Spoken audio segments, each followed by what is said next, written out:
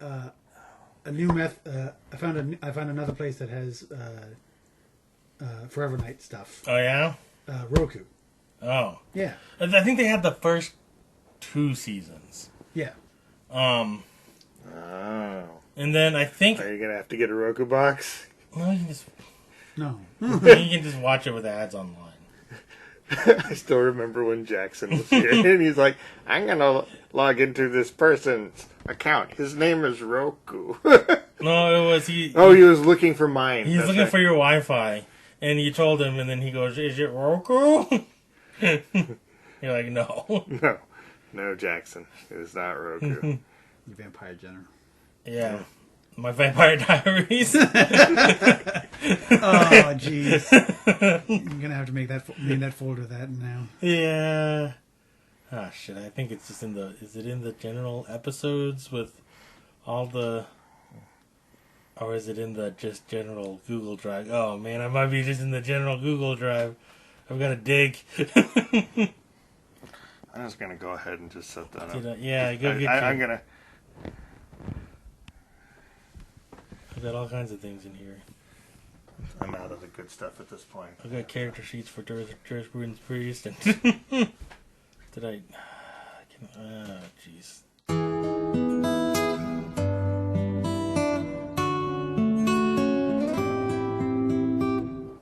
There we go. I found it. You know how I found it? I searched my Google Drive for the word inspector. It is the only document that has the word inspector in it. Ta-cha. Oh, you had to get the large vampire juice. Well, I mean, what was it? It was Baywatch juice before. Well, Baywatch juice before was coffee. Before he gave up on life. It's hard on Martin. Well, no. He's on strike. But could it be? But does it? Is it Forever Juice then? I think it might be the Forever Nightcap. Forever Nightcap. I like that. I like it. Yeah. This time it's tequila.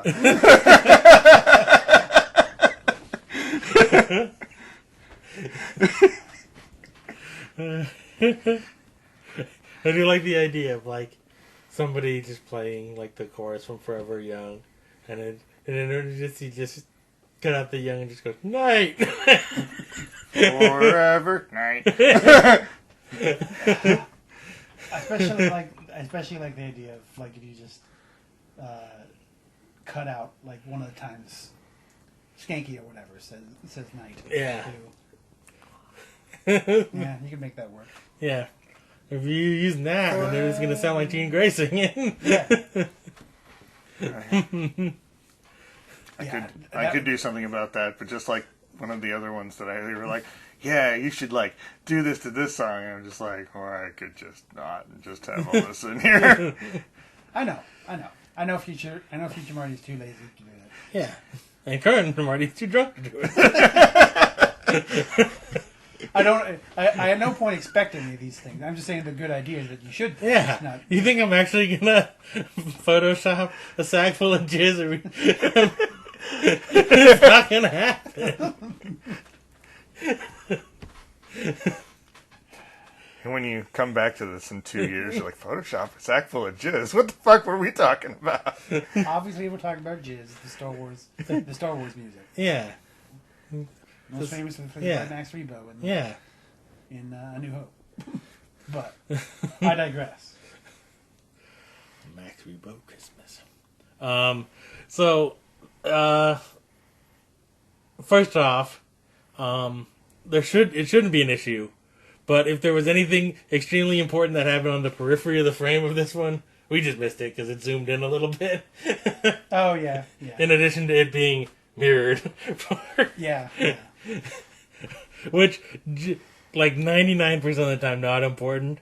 In this episode, it was kind of funny when they showed the picture and they're like, "Oh yeah, the guy on the left."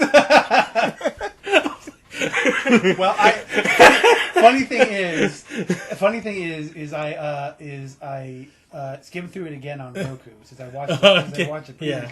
So it all switched around like properly for me now. but it's still messed up because I saw it originally like that.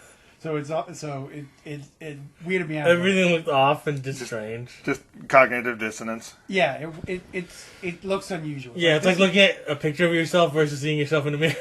Yeah, it's like my brain says this is wrong, but I know that the original thing is wrong.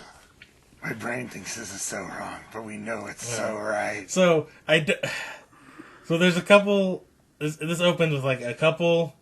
It looks like a middle-aged couple like cosplaying as going to the bar as dangerous people. Yeah, it starts at the episode starts as any proper like detective thingy does with the lady walking into a seedy bar, but like as Cliff points out, it looks wrong. Yeah, because it's this blonde lady with like wearing like a leather jacket that doesn't look right, and she meets up with this guy wearing a leather jacket that doesn't look right. Which we don't learn until much later. Where his name is Gubbins. Oh yeah. That is awesome. I can't remember what his first name was. I don't remember what his first name was. They call him Gubbins a lot. You don't need a first name. Your name is Gubbins now. Your name is Toby. Your name is Gubbins. So because you're my property. So yeah, they meet in a bar. There's no dialogue or nothing. They just immediately start making out basically. Yeah. And then it cuts to them at a house, and still making out. They remove their awkward leather jackets. Yeah. They're dangerous type cosplays. Yeah, and then things get weird. She holds up like a porn tape. Like, I had this.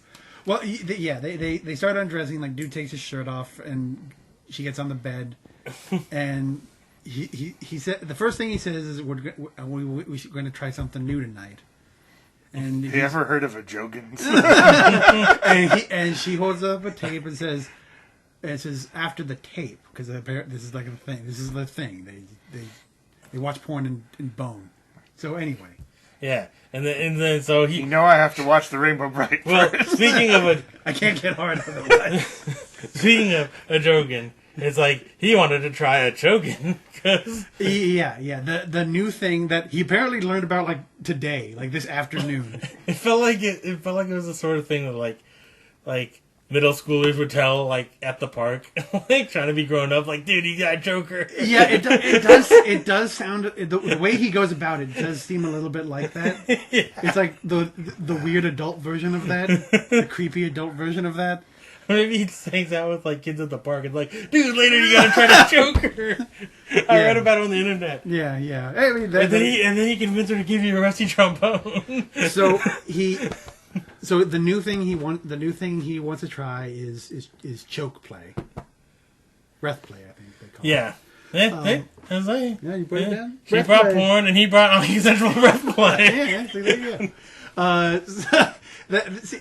The thing about it is that what you know from the thing from the whole setup is that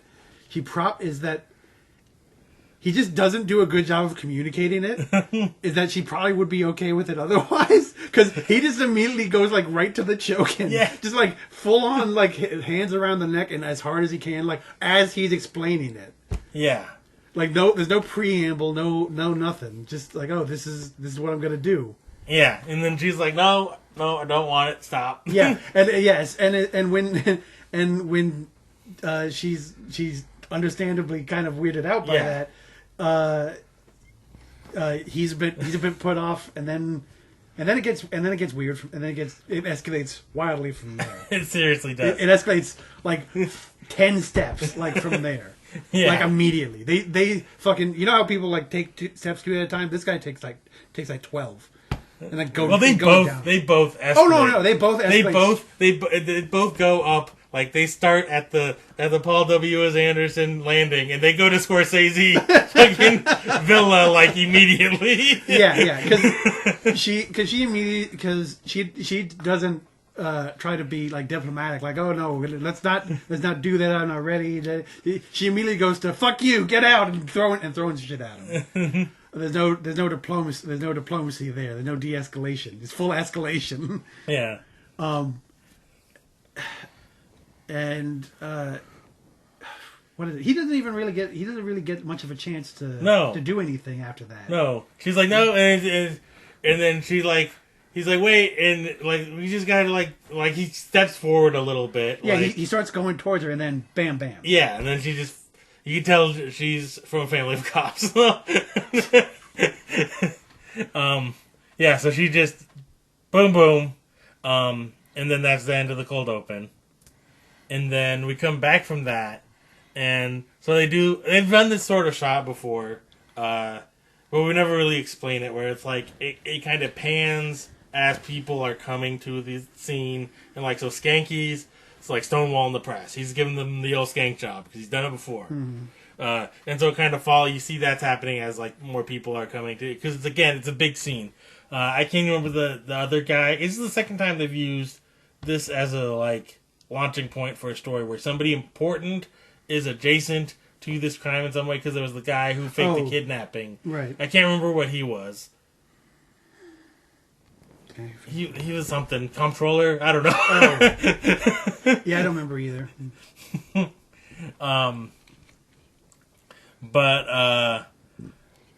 But this is so like, yeah, Skanky stonewalling it, and then Cap and Nick they both like arrive like at the same time, but not together. They like converge. Yeah. They weren't banging. No, they might have been banging, and then took separate cars. They couldn't. And then circled the last blocker just to throw off the suspicion. Yeah, you don't know. I don't know. But this is what the conventional wisdom tells us. Yeah. I can only go off what I see. Yeah. And so they get there, and it's like, and she's like giving the story that this guy broke in, and she defended herself with the gun. And the big thing is, this is Inspector Fiore's wife. I think they need to give her like an actual name once, and she's always just like Fiore. They keep referring to her as Fiore all the time. Yeah, they do. Which is confusing. Furiosa. Well, no, because there's two Fiores in this goddamn story. Right, because her husband is like the captain's best friend type guy. Yeah. That'd be the Inspector Fiore. Yeah. I don't remember what her name was. Yeah, and they give. They do say it. I just forgot. Yeah, because most of the time they just keep calling both of them Fiore, which is really annoying sometimes. Yeah. We're running out of Bort T-shirts. I want to say it's like Deborah or something. Sure.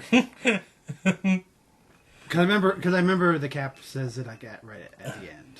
And like I kept wanting to like, I kept resisting writing Inspector Deck every time I wrote the Inspector. Funny. But yeah, and Knight, like right away, like Knight's bullshit senses are tingling on this. Right, because he gets in, he talks to the first cop the cop who was first on the scene, or one of them anyway, who to give him the lowdown on what happened. He's like, oh, dude broke in, she shot him in self-defense. And he's like, okay, so she shot him in self-defense, so it's fine. But then he keeps on giving details, and he's like, this doesn't add up, because she's sort of saying, oh, it's all my fault, et cetera, et cetera. So she feels guilty for and that makes Nick suspicious. Meanwhile, the Cap's going and talking to her because she's a friend. Yeah. And then he flashes back to, this has got to be the weirdest set of flashbacks on the show so far. It definitely doesn't feel like, most of the flashbacks are pretty like 1-to-1 in terms of like the correlation. This one is a bit off. And it's like, I get the connection that was made. Like, I get, but like, the connection doesn't make sense until later. Yeah. But also, like, it's just a weird setting where they flashbacks to, like, Also true. Like, what is Nick in the scenario? Like, they're just models, but he's like hanging out at the dude's place like all the time. And like, yeah.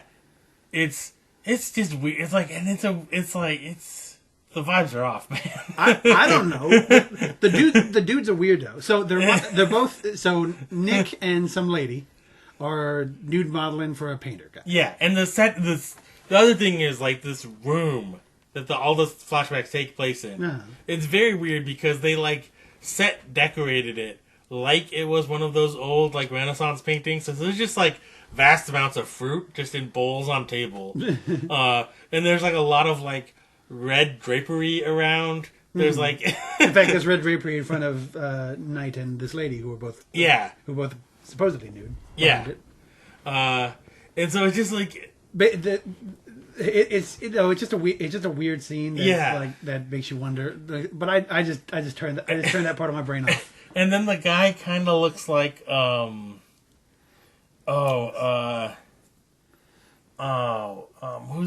God He dang just it. comes out flexing like Sting from Doom. No. If the painter did that, we'd all be in trouble. It's funny. Because he oh God, what the hell is that guy's name? That was like the celebrity, Paul Prudhomme. He kind of looks like a Paul Prudhomme type. Like a yeah. No, he does look like sort of a villainous painter version of him. This is basically him. Yeah, pretty close. This is basically what you get out of the painter. Yeah. Got it. Like that, but a Renaissance painter. Yeah. There was Paul Prudhomme, and then there was the actor that looked like Paul Prudhomme. Dom DeLuise. Dom DeLuise, yeah. I couldn't remember either of their names, because either one would work. As soon as you showed that, I'm like, is that Dom DeLuise? Okay, whatever. The funny thing I was thinking of Dom. Because they look the same. No one's ever seen Paul Prudhomme and Dom DeLuise in the same location. Except for now, maybe. They might be buried in the same graveyard. I don't know. Because they're the same person. Because it's the graveyard with the extra wide scoops. So. But yeah, the painter guy's basically just not happy because they keep gossiping while they should be nude modeling. Yeah. And that's about it. Yeah. Like the lady's feeling bad about something. Yeah. The lady's feeling bad about something. Knight's trying to console her and make her feel better. And and he's like, hey, shut up and strike a pose, bitch. Yeah. So and then we get back to modern where Skanky just bullies the forensics guy. Yeah, I know. I thought that was weird. It's like, what did that fucking guy do? But yeah, for no good reason, the forensics guy is there, and Skanky's just like, fuck you. Yeah. I don't remember what he says exactly, but he just picks on him for no reason. Yeah. He's like, oh, with the forensics guy with all his fabulous forensics. Yeah. It was something along those lines. Like, Yeah, it's just basically turned into Nelson Muntz for like a minute. He's like, what are you going to do here? Your job? Yeah. What a loser. You're so smart with your analyzing evidence. No, it's a real weird move from Skanky because he's usually very pro police work in general. Yeah, and so like this is one of the other things that but then Knight comes up, and this is one of the other things that's like already got his bullshit senses tingling was the porn tape was just out, and so he's like asked Arthur is the guy's name. He's like, hey, you get a chance? Could you like do some shit with this? Forensics. Yeah. And Arthur's like, yeah, dude, cool. Like, you're a nice guy, and I appreciate you and everything you do here, just like you do to me. And we're people, and we respect each other. So it's like, but he's, like, really happy. No. Just because he gets to talk to a person who's a human. Even though this is the one not human there. Yeah. He's talking to a literal undead bloodsucker. Yeah. Very funny. Yeah. And so then we get like the shot of Cap in his office just like staring at the photo where he is on the right, but in my version he's on the left. So he's good friends with the inspector. And this was another thing, like because Nick's like at the scene, he was like, kind of questioning things a little bit, like trying to actually gather some evidence and like treating it as more than just this is exactly what she said. Skanky was like, or he was like, I can't remember what exactly he said, but he wanted to bet that there was like a rap sheet on the sky a mile long. Yeah, or whatever. because the skanky recognized the dude who was shot. And he's like he looks familiar, and Knight was incredulous. It's like you're fucking lying, and they make a bet about it. Yeah. Well, Skanky wants to make it bad. Skanky wants to make it bad. Yeah. At the very least. And so then we get back, and Skanky's just rubbing it in. He's like, yeah. He's like, fuck you, I was right. Yeah. Fuck you, I'm gonna treat you like I treat Arthur. You fucking nerds. Why don't you go do forensics together? Yeah. Why don't you go suck off a microscope?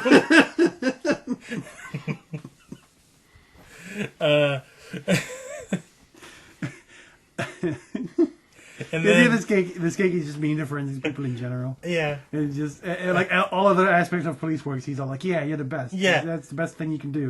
But just forensics, he's like, "Fuck you." It's especially funny given how like pro everything police Skanky has been previously. Mm-hmm. And then he's just like, "You work below this floor, you're just an asshole." I think and then that's like, "Hey," he's like, "Nah, you're not one of those fucking nerds over there." We have feelings too. So yeah, he's just like rubbing it in, and then Nick's like, "Yeah, good thing I didn't make a bet." Just like plays it off, and then he goes into Stone Tree's office to like talk about some of the weird stuff, and Stone Tree's like, "Fucking drop it, Nick!" Like, this is open and shut. She shot up in self-defense. This guy's a known scumbag. Et cetera.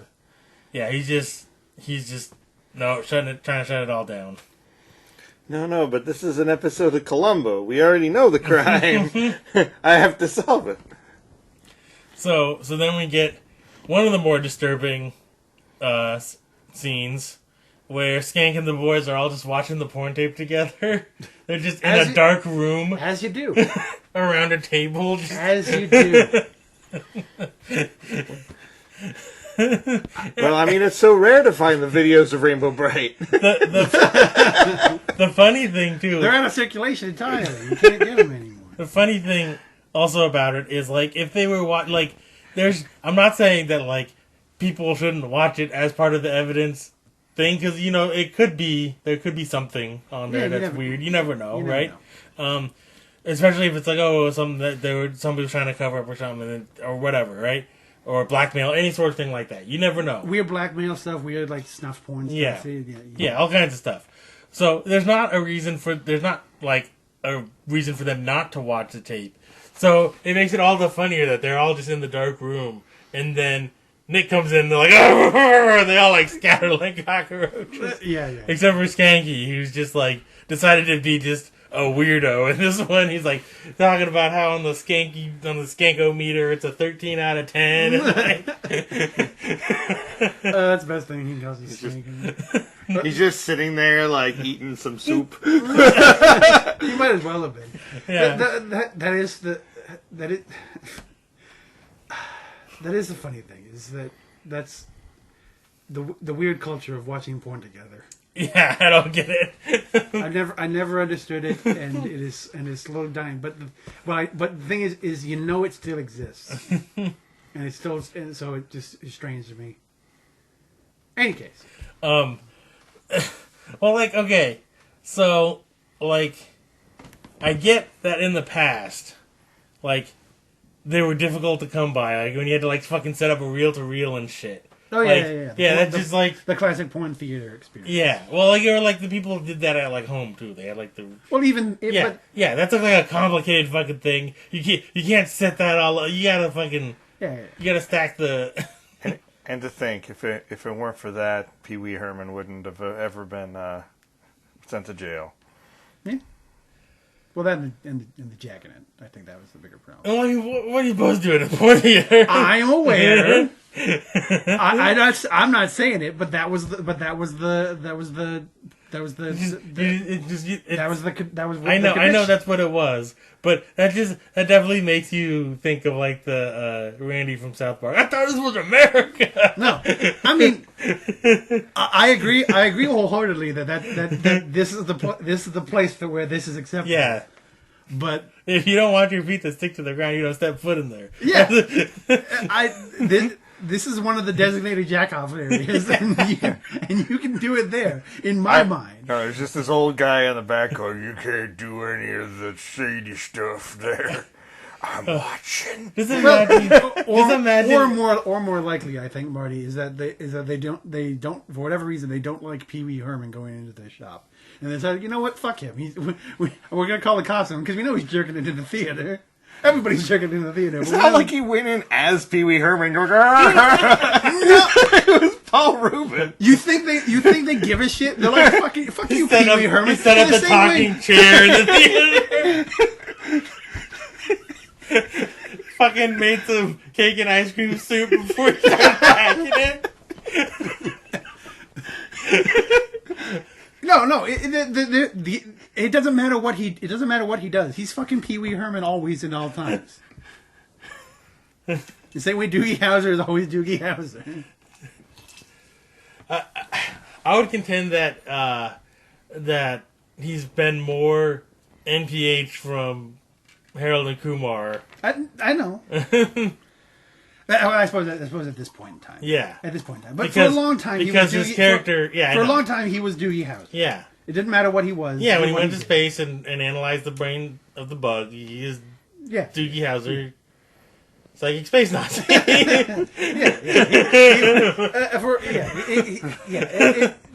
It's the same. It's the same thing with Pee Wee Herman, but always for Pee Wee Herman. Oh. And the only thing that I didn't even realize that. Like, I wouldn't hate seeing NPH as like a librarian. I'm glad you didn't say it. I wouldn't hate seeing NPH jacking in the theater. I mean, he was right next to Pee Wee Herman. If I have to see somebody jacking it at the theater, at least to be like, "Hey, it's NPH." Before it's just some random creepo dude. It's a much funner story. If you're like, okay, like, I was at a point that you're like, why? Like, we're leaving that part out for now. Okay, anyway, saw some dude jacking there, like, as you do. And it's like, but it was fucking Pee Wee Herman. You're like, oh shit, that's awesome. No, they had the whole cast there. Lawrence Fishburne was there and everything. And the full Cowboy Curtis. I agree. But it's still not up. It's still not like, that's a thing I want to go out and see. Yeah, exactly. No, it's the same with Pee Wee Herman. I'm assuming. Yeah, you'd be like, if you're gonna be jacking in a theater, and you turn to your right and go, hey, is that Pee Wee Herman? Yeah, that's better. That's better than it's George. It's George again. Yeah, or I think that's my mailman. Or the worst, Dad. Anyway. I mean, I guess it's a totally different meaning to John Bay's floating head, too. There's also, like, the one that might be the real, like, kicking the pants one would be like, ah, shit, it's my boss. Yeah, but on the other hand, you could be like, I saw you here too, you son of a bitch. I go down, you go down. Yeah, but there's, like, the problem is you've set yourself up on the wrong side of the line here, and like no matter how you draw the line. No, I agree. It's bad. I'm just your boss has more to lose than you, though. Jacking it besides. Where were we? Oh right, they're all watching the porn together. Yeah, they're watching porn. Yeah.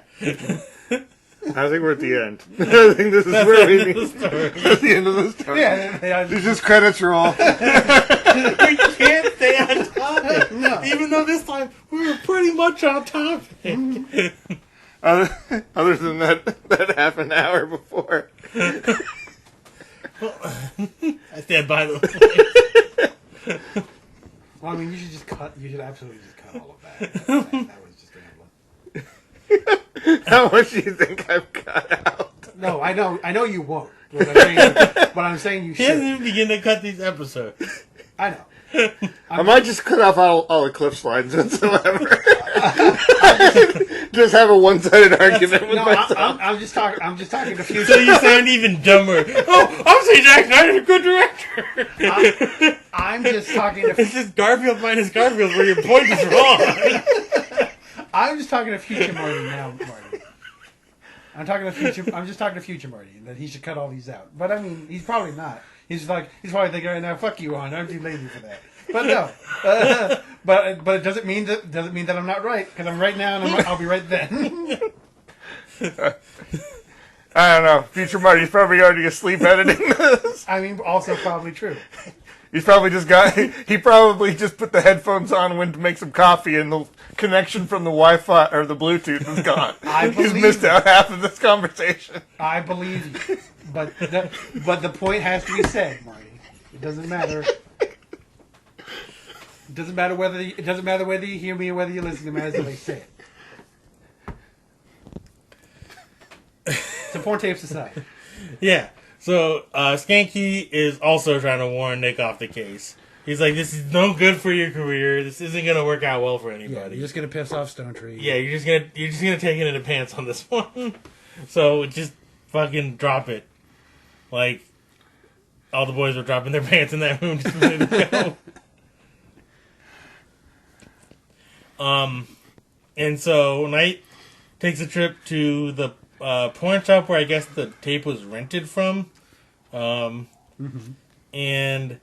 so he goes up to the clerk, and the clerk's some chick, and he's like, flashes badge, he's like, oh, and gets the boss. And the boss is like, they really tried hard to make this guy just a real creepo, because they got like a balding guy, and they had like his hair slicked back, and he's like, got like a lizard on his chest, and Yeah, he's like big. stroking his lizard. It's not even big, it's just like... No, big earrings. Oh, yeah, the big earrings, yeah. Big earrings and like an iguana just hanging on his It's chest. just like it's like a gecko. It's little. It's like a little iguana, I think, actually. I don't know. To be fair, the one I saw was real low res. No, Like, it was green, and he stroked it. That's all I got. No, it was. Stroking his lizard like in a porn theater. Yeah. Yeah. He had his lizard was out and he was stroking.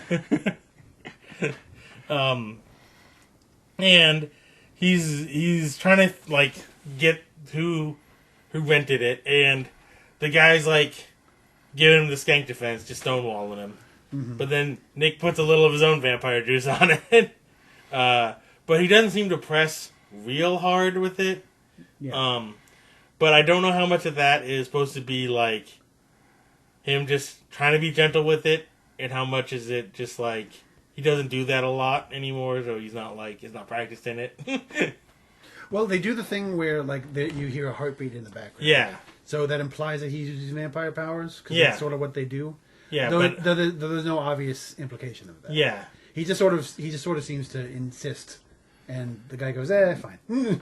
But he doesn't like give him like real records. He's like, I wrote this name down. It's hard to read, and like gives it to him. And it's hard, so it's like Yeah, he's something like he's like he can't even read his own handwriting, which I can relate to. yeah, don't like it me. I'm him. As I stroke my lizard. And he's like, just to say like foray or something. He's like, could it be Fior? And yeah.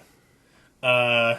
So then, so he gets enough of a confirmation that things aren't lining up right for the stated case. Yeah. Why did this woman rent a porn video? Yeah. To Get robbed.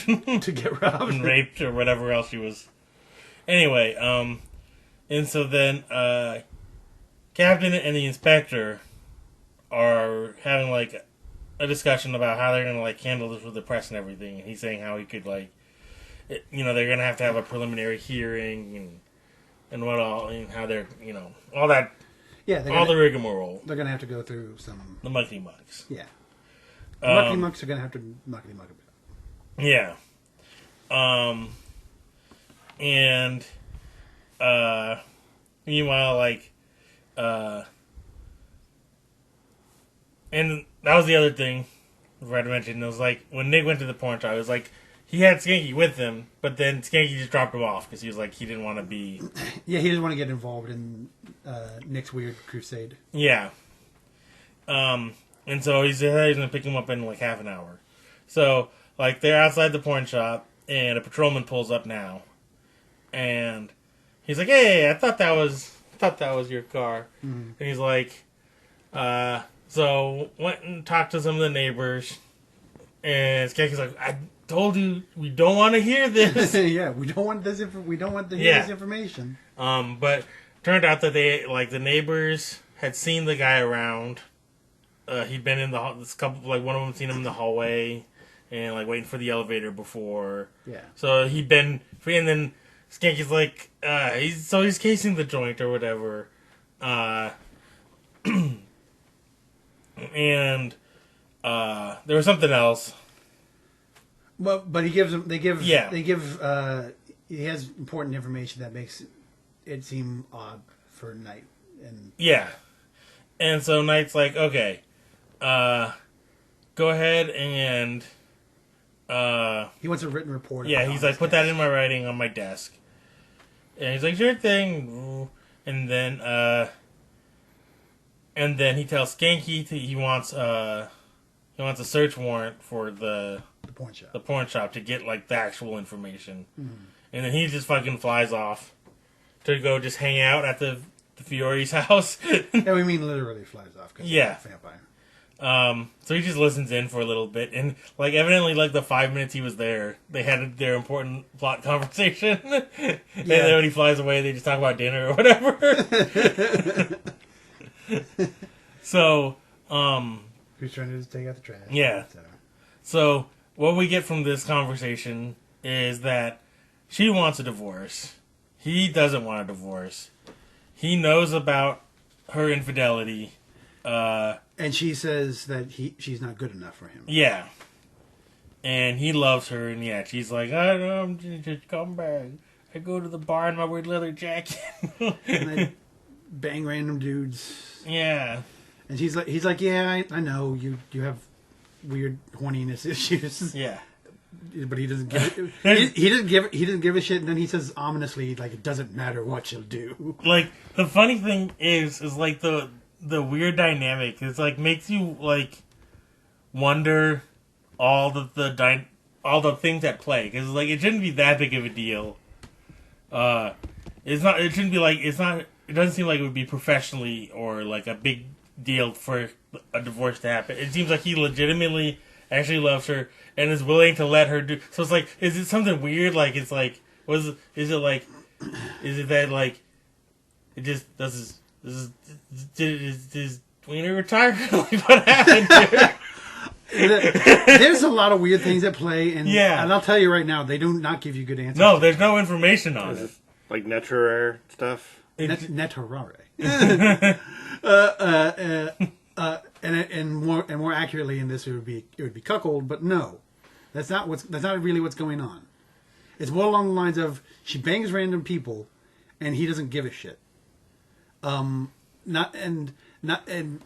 He doesn't approve of it. He seems to actively dislike it. But he just loves her too much to actually tell her to have her stop.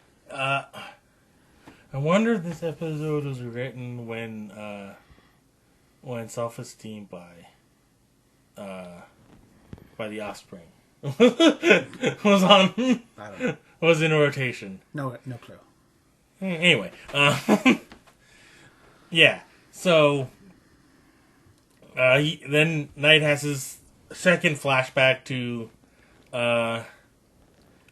the weird guilty lady who was saying that she they're just sort of hanging out, not modeling at the moment. Yeah. But she's still feeling mopey and bad about some mysterious thing she did. Yeah.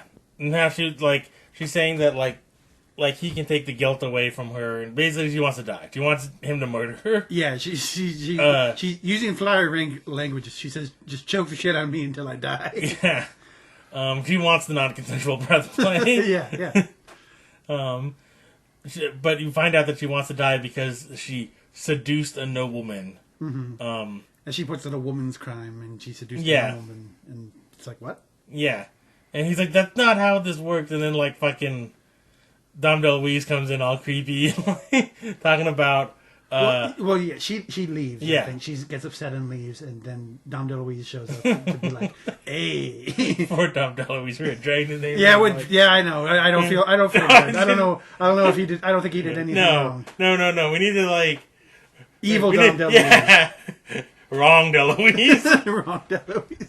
Evil Dom DeLuise shows up and be like, she's... I bet you could bang her later, basically. That's what he basically says. Like, literally, the part I just wrote was, oh, man, it gets creepy. So, yeah, creepy Dom DeLuise. He's like, you'll put up a fight, but she's worth it. Like, it's just the worst. Yeah, it immediately... once again, it immediately escalates super fast. Yeah. Because at first it seems like he's coming over just to be Yeah. like, oh, why is she upset? But no, that's not what he says. He's like, Yeah. hey, she seems upset. I bet you could bang her later. And she'll fight you, but that just makes it better. Yeah. That's basically what he says. The angles at which these things scale would make Spider-Man blush. Like, So when was this made? Forever Night? Because Self-Esteem is 94. I didn't realize the Offspring. 94? I didn't realize the Offspring was around. Was started in 1984. I thought they were more. Really?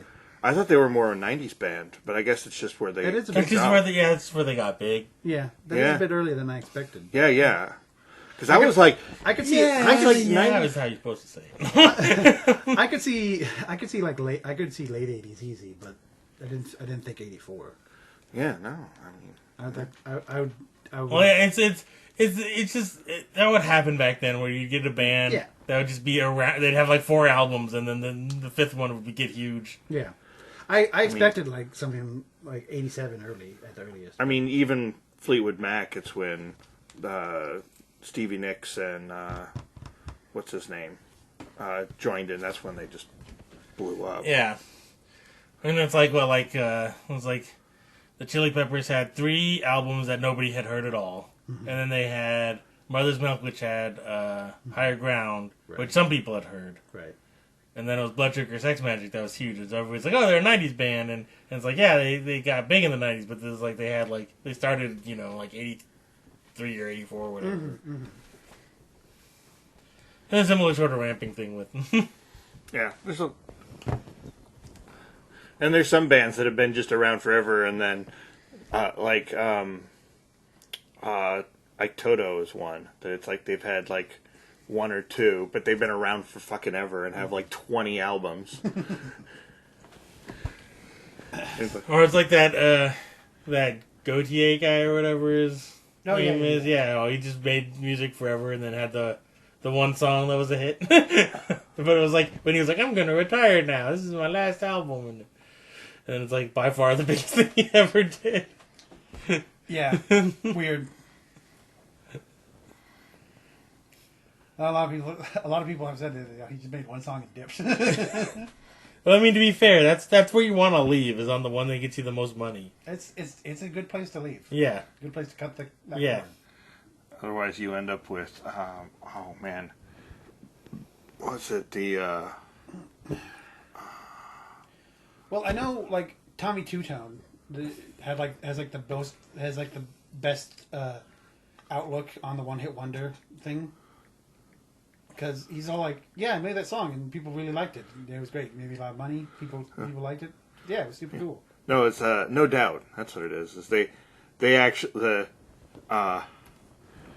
Don't Speak was actually their like breakup where I just don't even want to deal with this anymore. And then it got super fucking big, and they were like, God damn it! All right, fine, we'll stick around.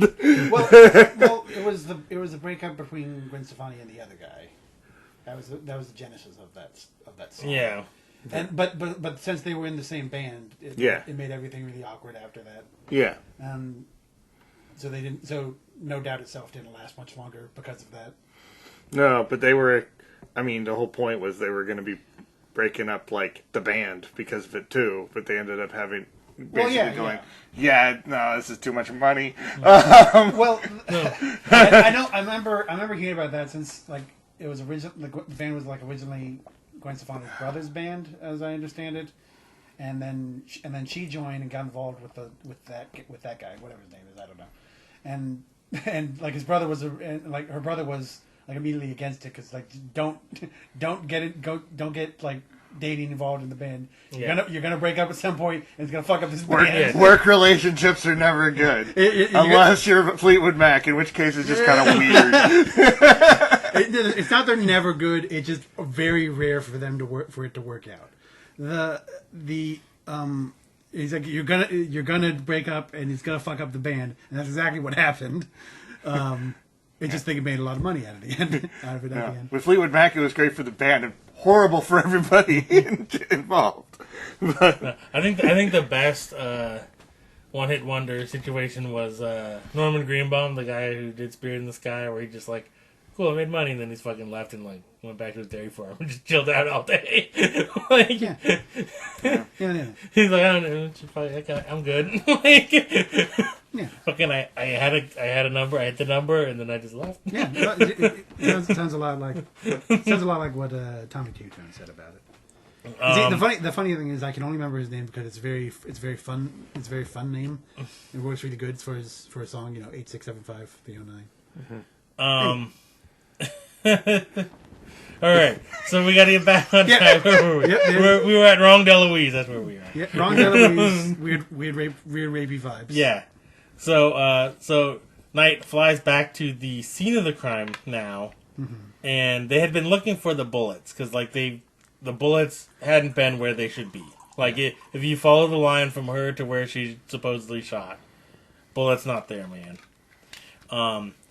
And he finds the bullets, and they're not where they should be. Like, yeah. So pointing to another shooter. Yep.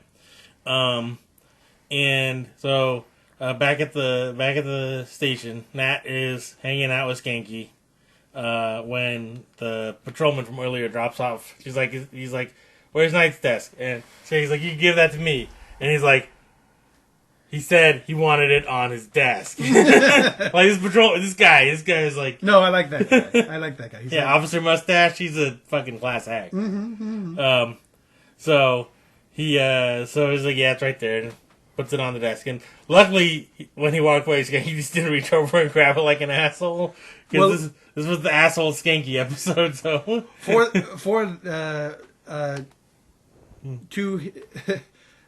I should also say that like Knight walks in like 12 seconds later and does it. So it could be like 20 seconds of Skanky's time limit. And that's also right there. Yeah. So that might also help. Yeah. So Knight comes in, grabs it, and goes to the captain's office, and Cap is not happy.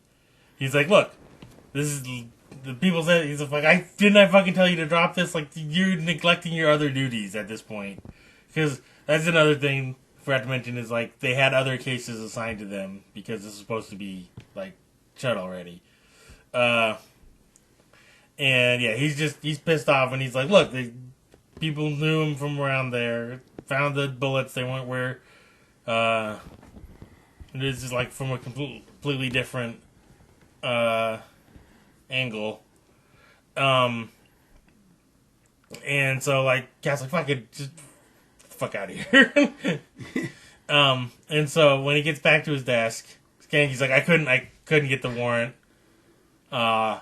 He's like, as soon as I told him it was for the Fiore case, the judge was like, nope, nope, just cut it off at the knees. So, and he's like giving Nick a hard time. He's like doing a little like fucking traffic thing, because he's saying that he's gonna get knocked down to being a traffic cop. And then Knight's like, weren't you a traffic cop? And he's like, all of Toronto's finest start in traffic. Yeah, they're cool guys, unlike those losers in forensics. Yeah, fuck those guys, nerds. And then like he does like a little like traffic whistle thing to this like uniformed guy who's carrying one of those reel-to-reel tape recorders. Mm-hmm. He's like, "Where are you going?" He's like, "Oh, Miss Fiore's giving a statement." And so then it's like, ooh, and it cuts to commercial. When you get back, it's like everybody's in the room while she gives this time the more honest version where it was a consensual thing that went too far and yeah. And while this is happening, then Nick also flashes back to trying to educate a Renaissance era woman on what consent is. because he's talking to her and she's just blaming herself. Yeah. The victim is victim blaming. Yeah, hardcore. He's like that's not. Yeah, it's kind of a weird scene. Yeah, ultimately, she's like, sometimes you can see my ankles, and he's like, this isn't how any of this works, man.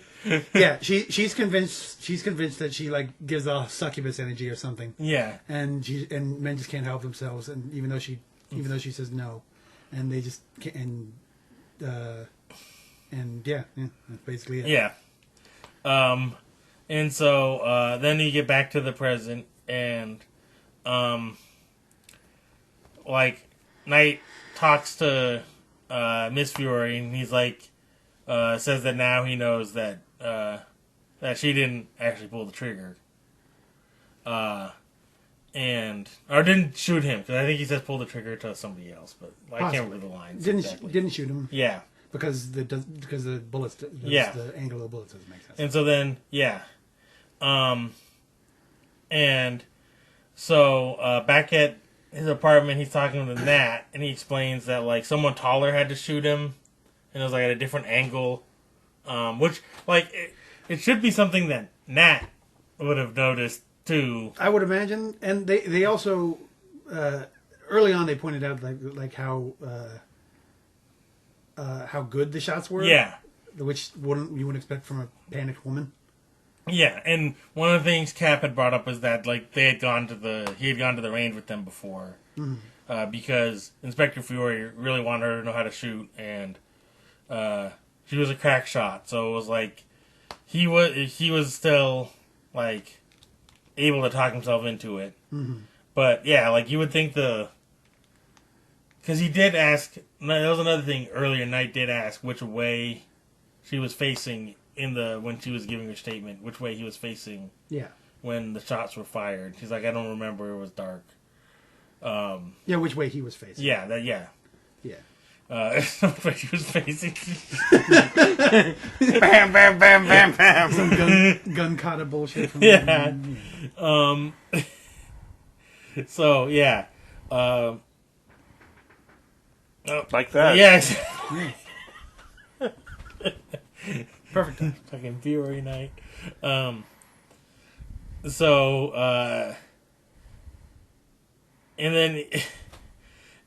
then he's there's the painting, because he always has some relic of every flashback he goes through, just about. Yeah. So he's got this giant painting. Yeah, I think he's never had before in here. I think he pulls a cover off it. I think. Yeah. And he just pulls it off and looks at it. And it's the painting of the lady. Yeah. Of suicide van rape victim. Yeah. And then it's a flashback. Yeah, he's having he has the flashback while he's staring at it, because Nat went to go get him some vegetable drink. Right, yeah, she's trying to make him a vegetable smoothie. Yeah, for some reason. I think it's that AG1 that advertises on podcasts or whatever. Could be. Did Nat invent AG1? That or V8. It's not V8. That thing's green. I know it's not V8. But it should be red. He's a vampire. But that would confuse everybody. I know. Anyway, and then he takes a sip of it, and she's like, "See, that wasn't so bad." And then he's like poison. You have to get used to it. It's just right in the heart. He just goes for a throat there. Yeah. He's a vampire. And then he heads. And then because he decides he wants to, it's. Is that where he had the memory of the lady, the poison? Or that later? No, I think it's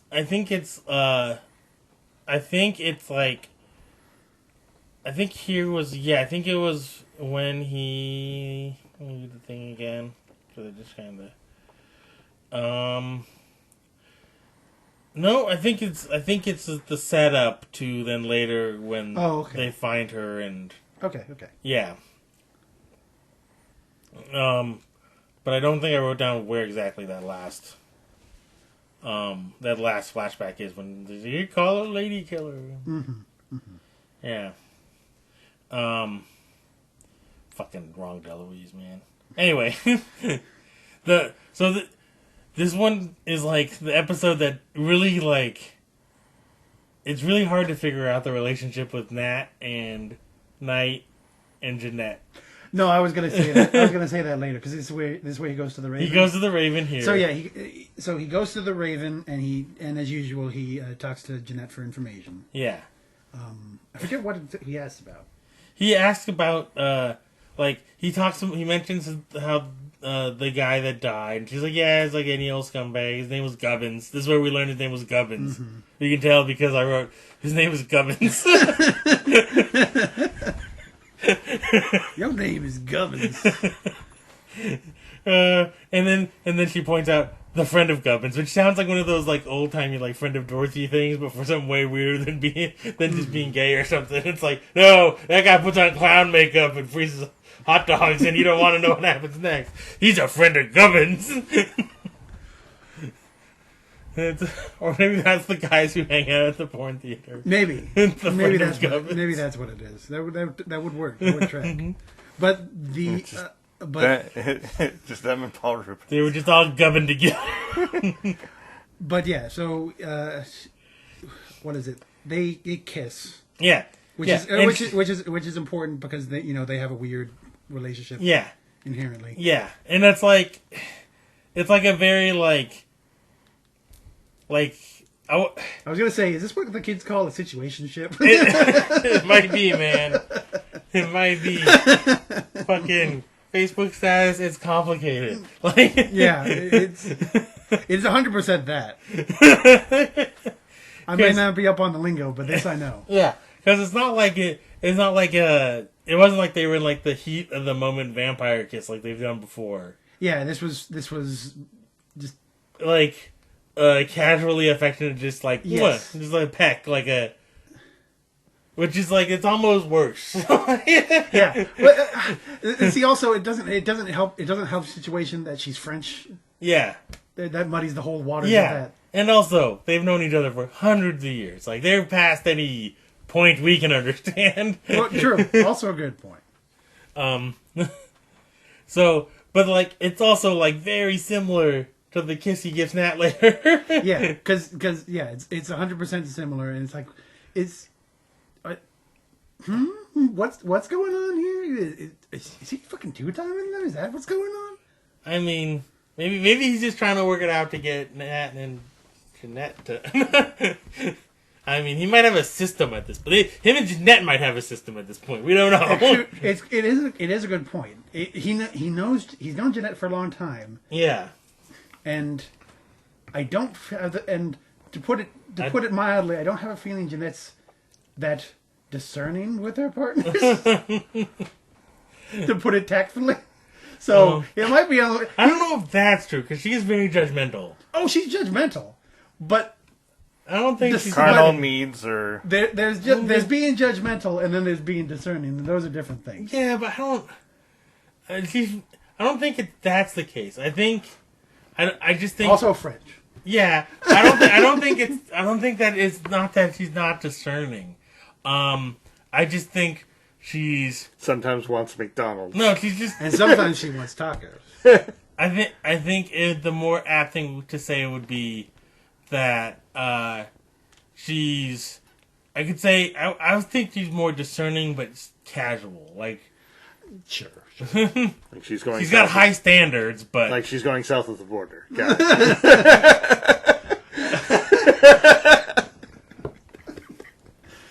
Because she like.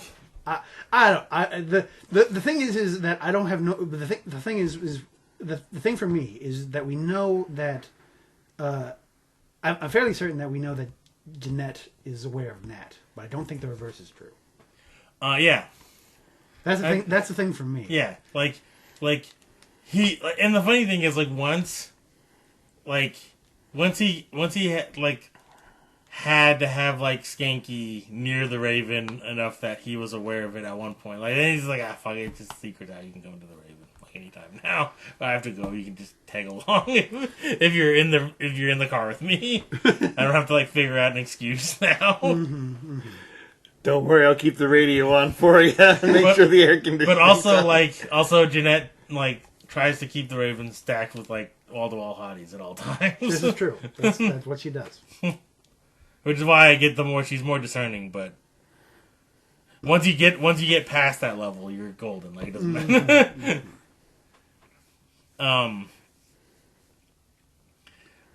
Yeah. So the friend of Gubbins is the porn guy. Sans Lizard this time. Yeah, he's hanging out in the Raven, of course. Yeah. Because he's like Jeanette's like, oh, he's right over there. Yeah. And you can tell because he's the only guy who's not like at least an 8.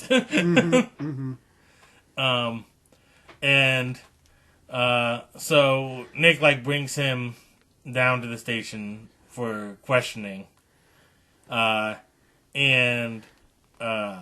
doesn't like he doesn't answer anything when he's down there until his lawyer gets there, and so then like Skanky and Nick leave and Skanky's like the lawyer's here, it's like fucking game over.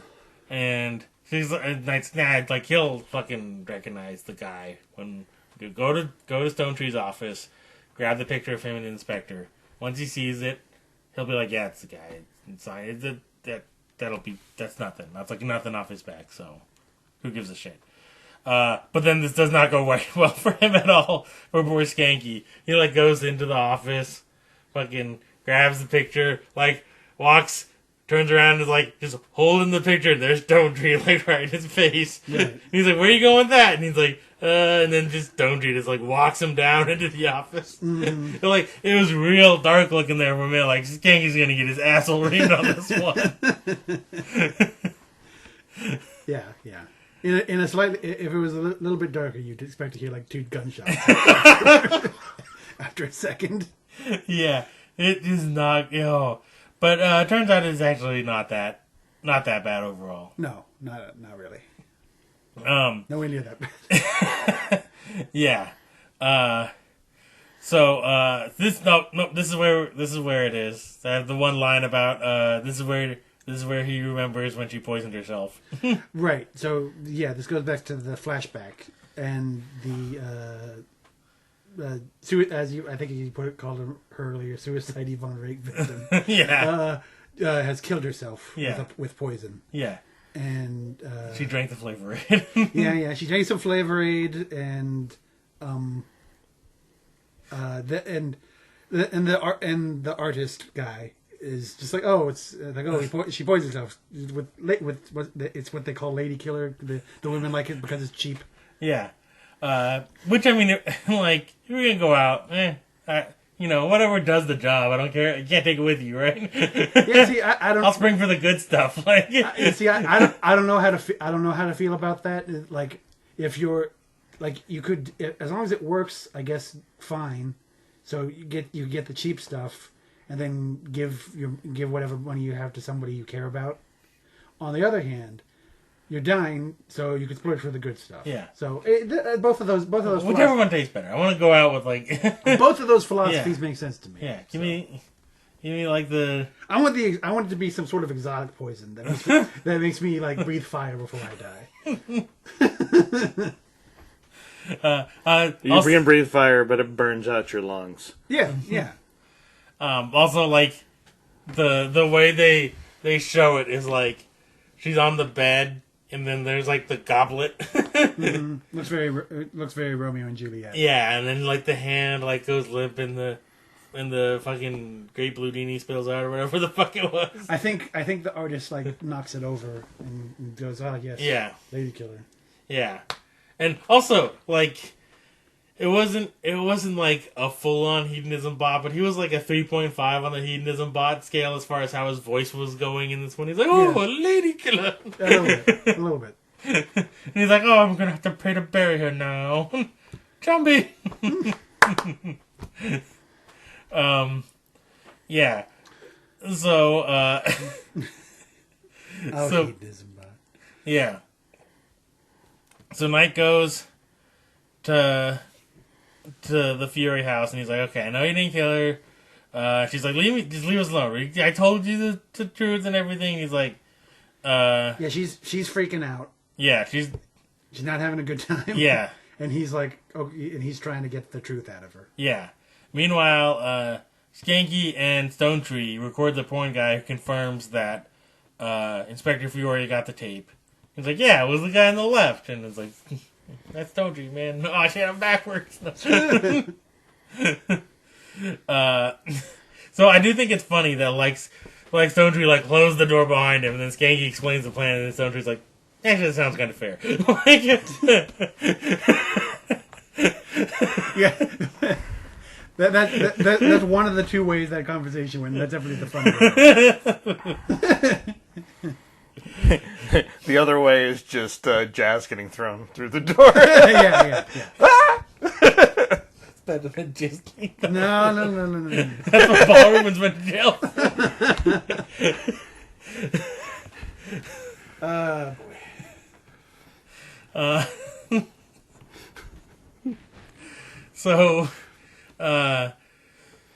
So then Stone Tree goes to the Fury house, and she tells him, he tells her to spill the beans. Says like, we know what's going on. Like they don't show Nick leave between these, but he left after she had to fucking leave alone and shit. So this is later, but yeah, Stone Tree's there, and he's like, well, look, we know that he got the tape, and we know that you didn't shoot, and like this was Inspector Fiore, so just like fucking come with us, and it's all easy breezy cover girl for you. And Knight and Natalie are talking, and Skanky calls to say that that Captain went to the Fury house, and Knight's like, fuck, like get officers down there, and Skanky's like, what? I'm not just gonna fucking bring the whole force down there, and it's just like everybody's just there fucking talking, like, Yeah. And he's like, then call first, but we need people there, and then like fucking he hangs up and he's fucking going, and so then Skanky calls, and then we see that Inspector Fiore arrives at the house and sees Mrs. Fiore and Stone Tree like getting ready to leave. Like he's helping put on her coat. Mm-hmm. And then like the phone rings and Stone Tree answers it. He's like, hey, what's up? And then fucking just bonk in the back of the head. Well, yeah. They when just before that, Stone Tree also says that like we're going into the precinct, and you're coming with us because we know. Yeah, we have we have a lot of evidence, and we have questions to ask, and blah blah blah. Yeah. He says no, pistol whip. Yeah. He's like, wait. At first, I need my friend Skanky to distract you. So then we see like Inspector Fiore has Skanky in a van. Not Skanky. Stone Tree, I mean, in the van, and he tells his wife to drive Stone Tree's car to the beach and then take a taxi home. And Stone Tree's still unconscious, but he's all like tied up and everything too. And she doesn't want to do it, but he's like, no, you're gonna fucking do this. I'm the fucking murder man around here. Yeah, I'll kill thousands of people. Yeah. Just because you can't keep your legs closed. Or whatever, I don't know. And then, a little bit later, we see the cops are at the Fiore house. And Knight's like, we gotta get an APB out on both vehicles. And they're like, why? And he's like, there's fresh blood on this house plant. And And then, like, immediately we see, like, a patrolman pull up, like, to the car that Mrs. Fiore is in, Stone Tree's car, and she's just crying. Yeah, she hasn't made it to the beach. She pulled over, like, how... Yeah, we don't know how far away. She pulled up somewhere in between and just is on the side of the road just crying. Yeah. She just doesn't want to... She's in full breakdown mode. Yeah. I mean, yeah, it's been a weird week. Yeah. And Knight and Skanky are trying to get, like, later at the precinct. He's just trying to get any of her, like, where is he going with Stone Tree? Like, you gotta save his life, man. Like, yeah, like, his life is on the line. His life is in your hands. We need some information. Give us anything. Yeah. And she doesn't say anything, but she does write something down on Yeah. this paper. Which Or potentially draws a map. We don't know. Or draws a map. She writes something. It's just a big Lebowski picture. Yeah. It's just dick butt. It's always just dick butt. Yeah. But this time, like, it's a magical dick butt, and any direction you turn it, he's facing the way to Stone Tree. But they immediately grab that and go to wherever that leads them. Yeah. And so, Stone Tree is tied to a chair in, like, a weird factory that makes misery. I don't know what the fucking place is. It's a weird steam factory. That's all I understand. It's like the Toronto version of the steam lamp Via Vista. Yeah. I don't even know what that would be. Mm-hmm. The Moose Jaw Steam Factory? Like, I don't know. Either that or something. Well, I just got Putineria, I don't know. just this giant moose head that the lower jaw lowers and steam just comes out. It would have to be like a French-ish name, right? Because Canada. I mean, is it Quebec-y? No, but it's still Canada. Yeah, but most Canada is not very Frenchy outside of it. I know it's not very Frenchy, but it's gonna be more Frenchy than it's Frenchy in in a similar way that California is Spanishy. I don't think so. I think it's pretty much just the like French Canadian areas like that, and the rest is like named weird things like Regina. bet that's French. I don't think it is, man. I don't know. I bet it is. I'm blaming the French anyway. I don't care. It is like Calgary. But that's the French's fault. Edmonton. Like, okay, that's English. I'm just naming NHL team locations. Vancouver. No. I'm blaming the French. Winnipeg. I don't know. Regina is Latin for queen. Okay, so it's Latin.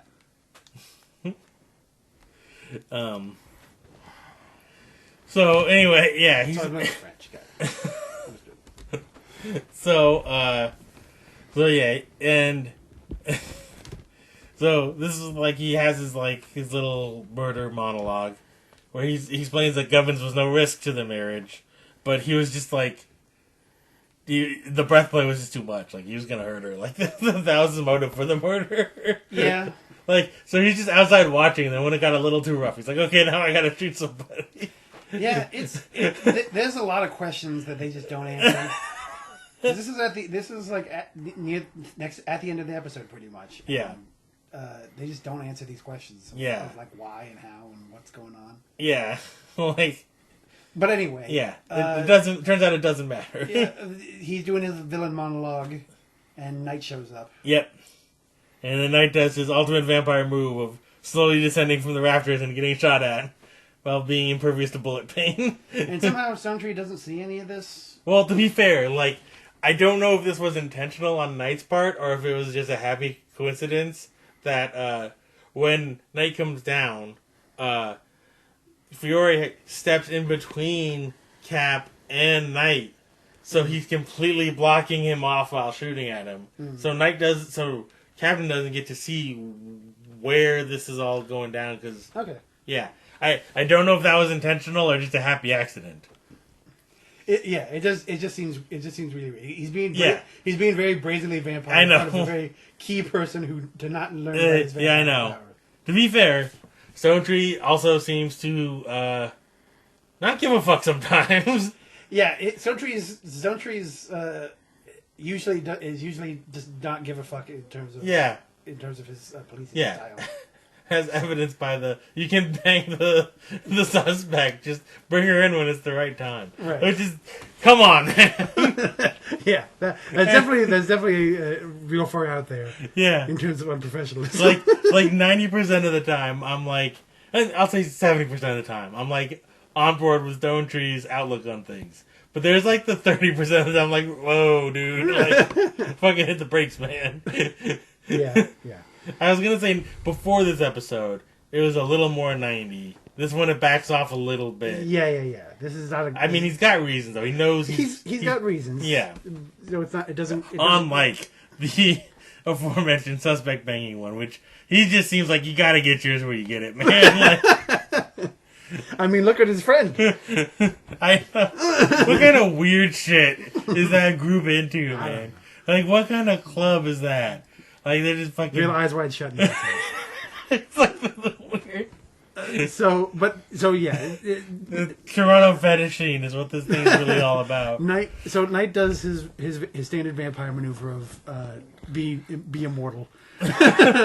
And it basically chases Inspector Fiore away. Be immortal and also wear a duster. Come on, yeah. Be immortal is the big move. Yeah.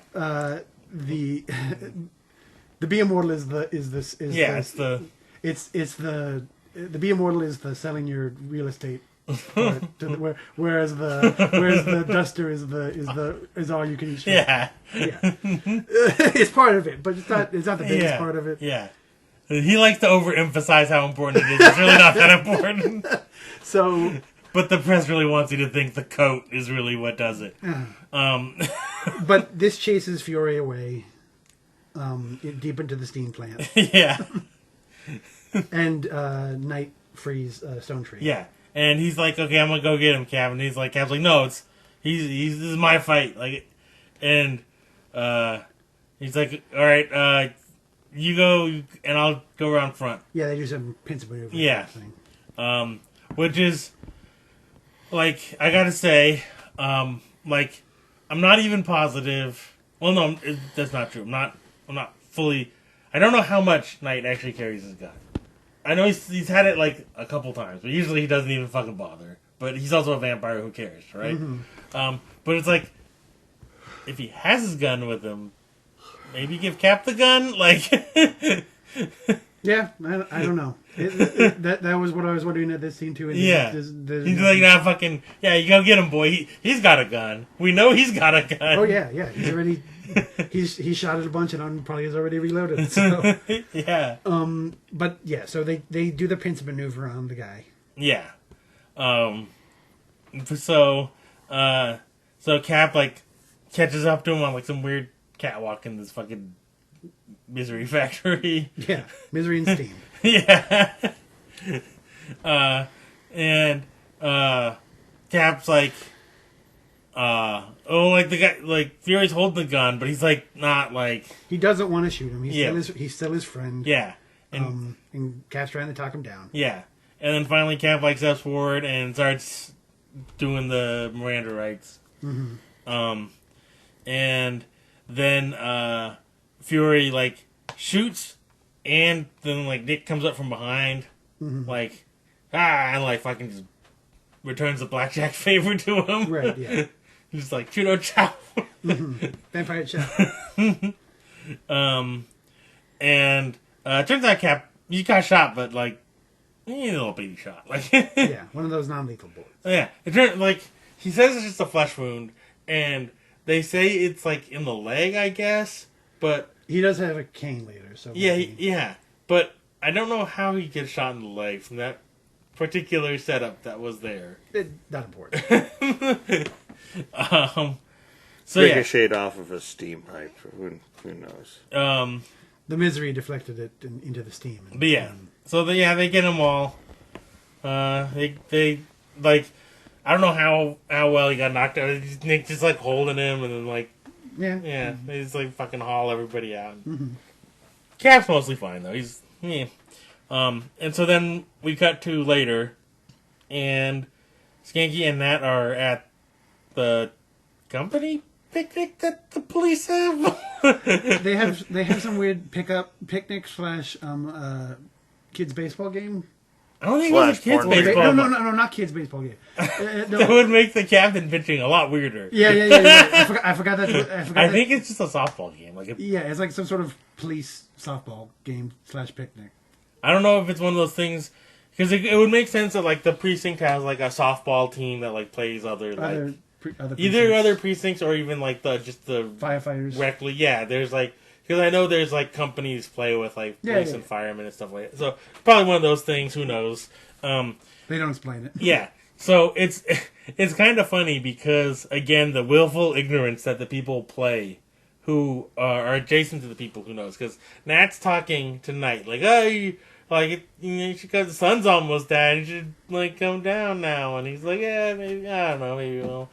But like Skanky's right there, she's like, yeah, people are asking about you, and Skanky's like, where's Nick? And but like obviously he's right there. Because first she says, oh, you're up, like, and it's like that's like the part that's like, oh, I have to like pretend like you sleep all day, right? But then she's like, the sun's almost down, you really should come out. Out. Once again, and Skanky's just like, whatever, hot dog. Like, this got lots of Downton Thomas. So yeah, so he's like, maybe I'll come down. So like he heads down there. It's at night,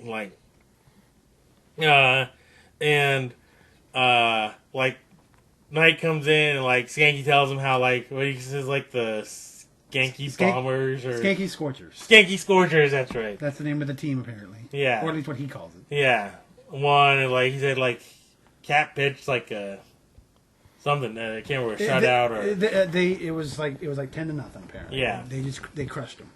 Yeah. And yeah, that would have really been funny. Captain Stonetree just like fucking striking out 6-year-olds. It's fucking on one leg. I was thinking it was kids because there are kids around, and I think Skanky talks to his son apparently. Yeah, but I think it's just because it's a picnic. Yeah. How we really took those 5-year-olds to task. Yeah, we crushed that elementary school team. But yeah, Cap, like, he's like, it's not so bad. He has a cane, but he still could pitch, evidently. Yeah. But it's probably just, like, underhand softball. Right.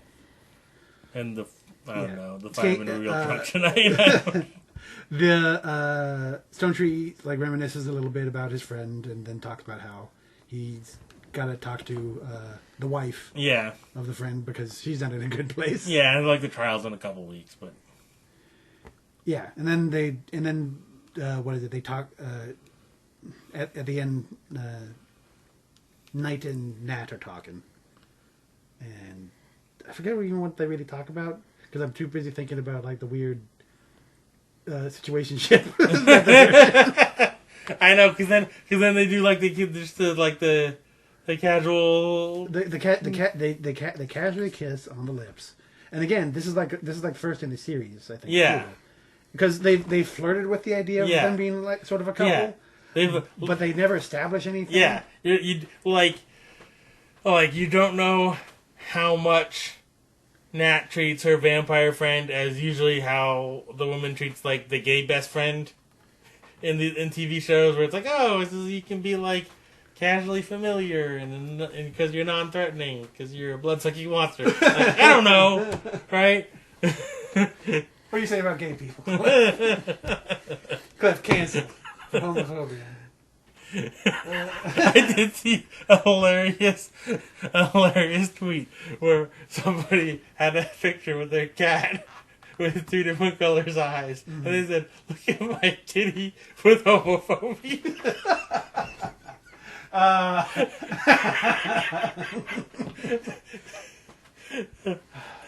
And the cat looked kind of worried, like, I don't want to be called homophobic. The funny thing to me is we don't know it because we're not familiar with this cat. But this cat just fucking hates gay people. Just attacks a gay person on sight. And that's just funny to me that they just correctly identified it. And the idea of a cat just hating gay people is also kind of funny. Just, it's very silly. It's like, why?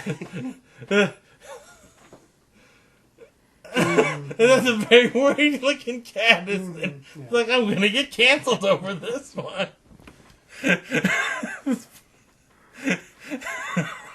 Well, what is it? That reminded me of somebody putting up a picture of like a butterfly and like a caterpillar or whatever, and it says incest is beautiful. Incest, I think, is beautiful. Right.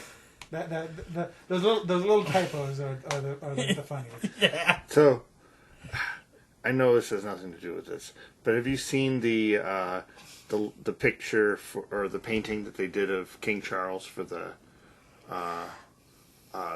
Royal Gallery? I don't think so. It's like they specifically made it. They like took his Dorian Gray painting from the set. And it literally, it's like it seriously, it's like a yeah, here we go. I saw the bad Here, painting. that one. Mm-hmm. It's like Yeah, I did see that one. yeah, it's just like it seriously. It looks like here We found this painting. It's been in the attic for 40 years. I did see the. I would expect the better version of that would be him standing next to it, looking all haggard, but it's like him as a young man, looking super robust. Or whatever. But there was in one of these articles, it just had a whole list of things that critics had called it. Oh yeah, here it is. It was it's like being pulled into the puzzle box from Hellraiser. How there was one that was the Vigo the Carpathian from Ghostbusters 2. There was a. Did you see the Australian, billionaire painting that,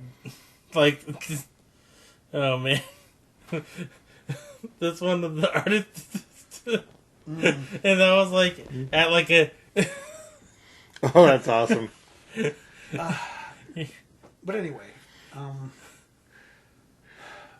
not sure what I rate this episode. I mean, I think I say that every time. I do too. I never know how to rate these goddamn things.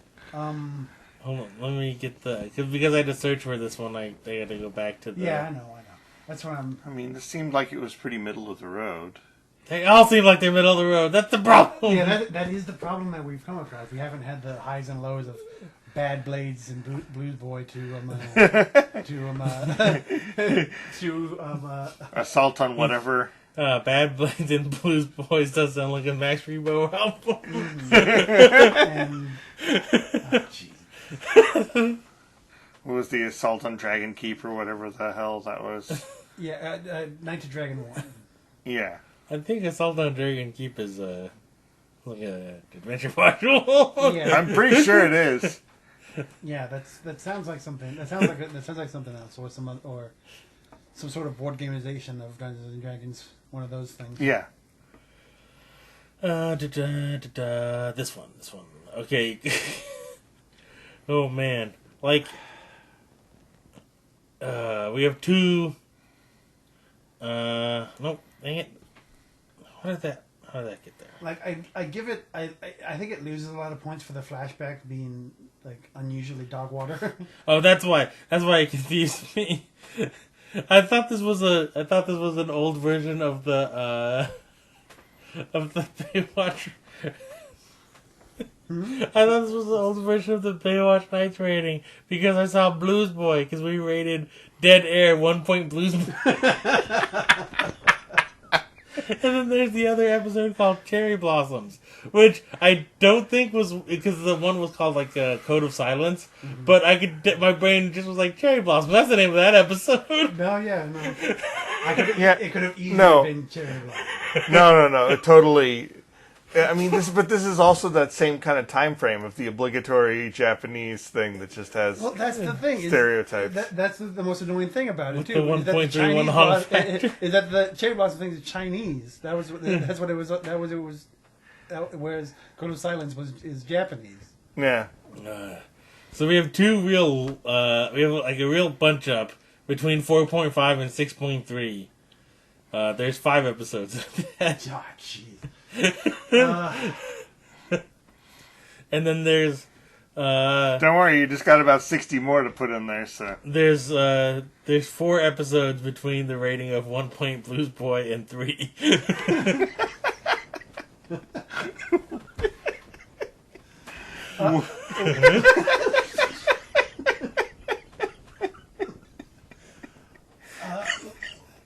Like I This said, belongs in the first group. This is one of those ones between the 4.5 and 6.3. this is a true comedy.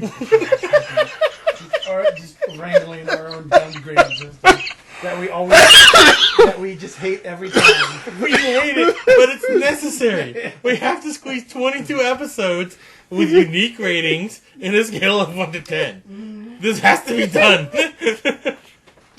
That's the best thing of it is that we hate it. It's like fucking pulling teeth. But it's also correct. No, Like, that's what makes it awful. Is that we know there's no better way. you rate the show against the show itself. That's how you do it. And I've been like you to drunkenly through half of these, so I can't even remember them. Like I said, I think this episode loses a lot of points for the flashback being very dog water. It is bad. It is a bad flashback. She's like I get that she's supposed to be dramatic, but just like she's not doing good in the acting. She's trying and failing at overacting. I don't know how she's doing that. Oh, well, the actress herself is not doing a good job. The plot's like paper character- thin. Fucking Dom Delu-Hedonism bot is just like the worst guy. And the thing is, you don't get a good resolution at the end there. No. Like, I half expected like the last. I thought Nick was just gonna fucking murder him. Yeah, exactly. I really expected him to just be like just vampire out. When he goes, because like everything before this, not forgivable at all. But when he goes, I suppose I'll have to pay to bury her. I thought he's just gonna be like, fucking just vampire. Yeah. See, again, this show in general needs a lot more vampire murders. That's not the first time we've had that complaint. Well, but the thing is, and a lot of the times, that's how the flashback revolves. Is this was what old Nick did, presented with somehow analogous thing was he was a monster and he vampire murdered somebody, and then in the present tense he has to figure out how to accomplish the same thing without murdering people. That's usually the dichotomy. And here he's just like, I remember that asshole I knew. Should have killed him, but I didn't. That's really and the thing is, we don't know, and we don't really even know that he didn't. Like, it could be implied that he did, but there's no information for or against. Yeah. It's just that the flashback ends. He just kind of gives Dom DeLeon a weird look, and then doodle. Yeah, that part's bad. Stone Tree, as far as what his character does, like it's understandable. There's nothing real great about it. It makes sense. But the acting, really well done. Yeah, Gary Farmer brings it on this one. It makes sense for the character, even though it's obviously not great. Yeah. And meanwhile, Skanky's all over the place in this one. He's just fucking bullying people, and like half the time he's making sense by going, you know what, just fucking don't rock the boat. Yeah.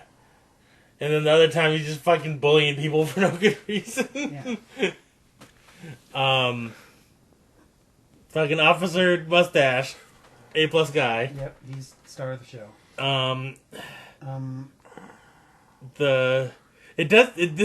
This show does. Nat's a cuck. What's around the 5.2? Everything. What is around the 5.2? We rated both the combined efforts of episode 1 and 2 at 5, as we do, and 5.3 is Dying to Know You, which was episode 6. Which one was that one? That one was the psychic. Oh, okay. Yeah. Got it. You're like, Destiny? Like, no, we're not having fun. It's not. I was just about to say Destiny. Well, I was thinking the psychic. Which one was? Then yeah, okay. I try to remember the rest of the episode. So, And a 6 is for I have sinned. yeah, this definitely is a good deal lower than those. Because again, we don't get any good explanation about the motivations either with the Fiores. Like, Well, is it better than like the pilot?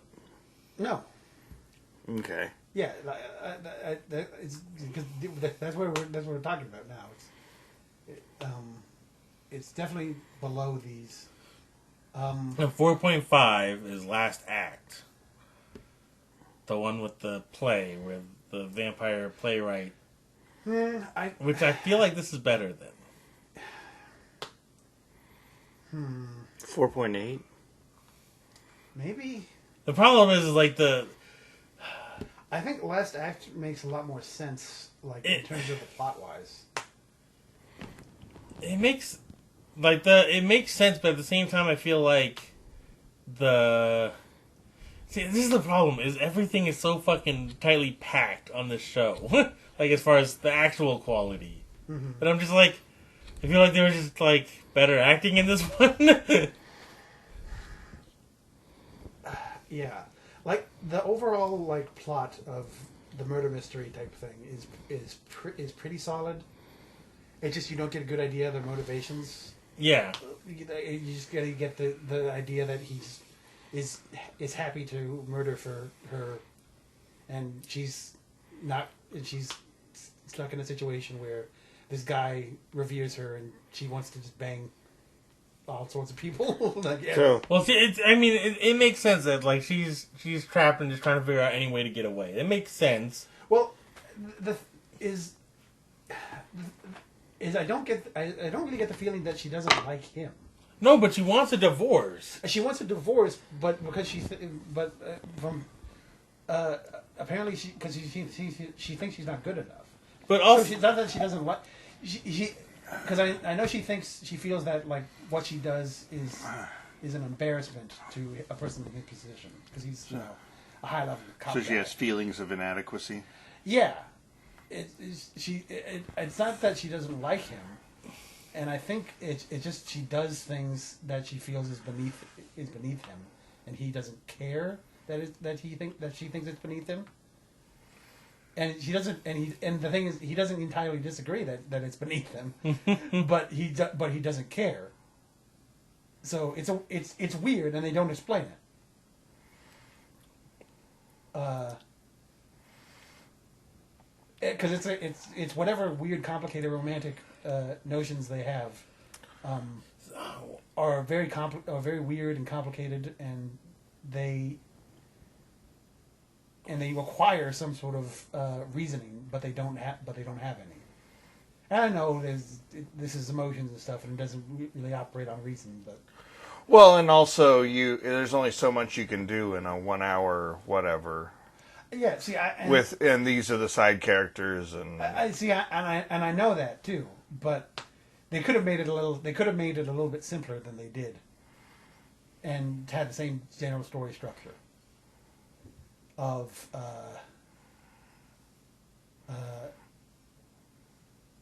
but they chose to make it more complicated than it needed to be, and that makes and by making it more complicated than not explaining it, it makes it muddy. oh right. The funny thing is, I remembered the B plot, the last act. I did not remember the actual what the murder was at all. Oh, what was the murder? Wasn't it just the girl that dies on the bench? No, that's not the the no. That's they're just like, oh, okay, that just happened, like because they just find some clothes and right. So that's not the thing at all. It's the cancer. That thing made no sense. That was the weird one too. The cancer patient thing. Remember there was like the. So, it was the cancer patient guy who had impregnated the doctor. Oh, that part. That part was all weird and goofy too, man. Oh yeah. That was real goofy.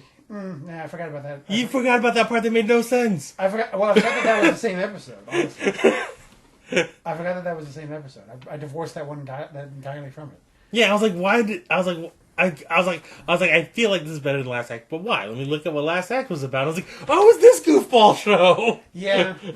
Okay. Yeah. I think you're right. Just because of that. Because both of these episodes had weird sex plots that made little to no sense. Yeah. These are twin episodes. Also both involving like cuckoldry like things. Also, now I think about it. That was the whole thing. That might be a running theme in the show too. Because that was the whole thing in that episode. Like, weird nurse lady gets knocked up by cancer patient, like without talking to her boyfriend about it. Yeah. And then boyfriend flips out and kills her. Yeah, it was. Yeah, and the scalpel because he was he had just finished like med school or whatever. Right. Yeah. Oh man. Yeah, it was fucking. That was. So yeah, we say like a 4.7, 4.8 somewhere. 4.75. How about that? Sure. Yeah. Why not? You don't deserve that 8. That's too round for you. 4 points. Looks like boobs. It'll make you weird. 4.75. 4, the most non-round number. No, 4.75. Are we gonna have to is there gonna be another cuck episode in the future, and we're gonna have to put that put that next to it just to have? You're gonna have the cuck circle. Yeah. Just sit in the cuck chair. Yeah. Fuck, I forgot what Just a rating system just has on each one just says you know what you did. Well, if there's a third one, we'll have to you'll have to add notes I forgot to those 3 episodes. What was the name of this episode? Dead Issue. That's right. Fucking didn't even make sense. Yeah. It doesn't. I mean, it does, but I think I get what it's going for. yeah, because it's supposed to be a dead issue. Yeah. I mean, you'd think it would be something more like newspaper or media oriented. Well, yeah, that would make more sense. But because the whole episode is Sentry getting him to drop the case because it's a dead issue. Because it's obviously self-defense, but it's not actually. And also, there's a dead guy. Yeah. Well, I mean, It would make more sense if there was a newspaper, something. I mean, most of the time there's a dead guy because it's a detective show. It's not always. When has there not been a murder? I don't think there's yet been. But I don't think it has to be. Like, there's not always. I don't think there was and I know this is different, but I don't think there was always a dead guy in Baywatch Nights. Well, no, but that one wasn't a detective working the homicide unit. I know. but I'm Forever Night SVU. there's. I have a distinct feeling that there'll be an episode where somebody doesn't die somehow. Or at least it doesn't center around the dead guy. Maybe like an old guy dies of old age. I think that doesn't count. Forever Night. Lifeguards. It's just Nick Knight just at the beach at night. No one ever chose it. No, for Forever Night SVU. I mean, this. I think we need to get Ice Cube involved with this. You mean Ice-T? Is it Ice-T? Yeah. Yeah, it is Ice-T. It's one of those ices. Maybe. You put the Ice Cube in there. Maybe we'll just get vanilla ice and put them in. You can't have Ice Tea. You have to get Ice Cube for this. 'Cause it's different. You can't have them in the same. I think Forever Night SVU might be a vanilla ice property. It should be. You're right. It's definitely not. It's definitely not. He's just like, go vampire, go vampire, go. It's neither Ice Tea or Ice Cube's level. It's definitely below that in the vanilla ice territory. Yeah. If you need ice, and I think you do. I don't know the rules on this. And there are other ice rappers. There might be. I think there's somebody named Ice Spice. That sounds familiar. I know nothing otherwise. But what's the next episode? I don't know. Google famous ices. I will Google the ices. You Google the episode. make sure you type it right, not ISIS. That's a different thing. Yeah, the famous ISIS. We're gonna have forever. ISIS. We're gonna have Forever Night Syria next. Ice Cube. Ice Pint, Ice Cube.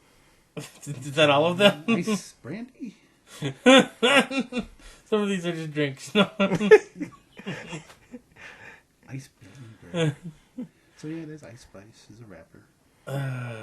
Ice Billionberg. Ice Prince. Apparently, is a rapper. Ice Smirnoff. No. Oh wow. Okay. I see that. I see what you're doing. This could be an interesting one. I don't know. But the notable thing about next episode, directed by Gary Farmer. Stone Tree directs this next one. Weird. Yeah. It's called Father Figure. Oh, so are they gonna do like the TNG thing where they get they're like, I don't know, we'll get some guest directors on. Let's get Jonathan Frakes on here, maybe some. But yeah, so Nick protects a young witness to a mob hit, causing him to remember when he cared for an orphan with his vampire family in England during World War II. Okay. Evidently, this episode, it was supposed to be the 16th century in Italy, where that flashback was, and not Dom DeLuise's torture bedroom. Speaking of Dom DeLuise's torture bedroom, it was Andre sending me the Neturares. Yeah, no, it's a funny song. It's a funny song. Just because you pronounced it wrong and it amused me. Okay. It's one of those things I've only seen. So Well, I know that. I generally don't. I'm familiar with the song, so I know how it's pronounced. And generally, they just go NTR, so whatever. Yeah. Anyway, you can have go watch your porn together.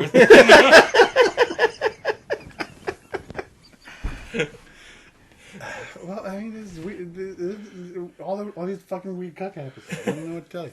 Anyway, yeah. I believe that's what they call coming full circle. But up. Call it a mic drop, but it wasn't really.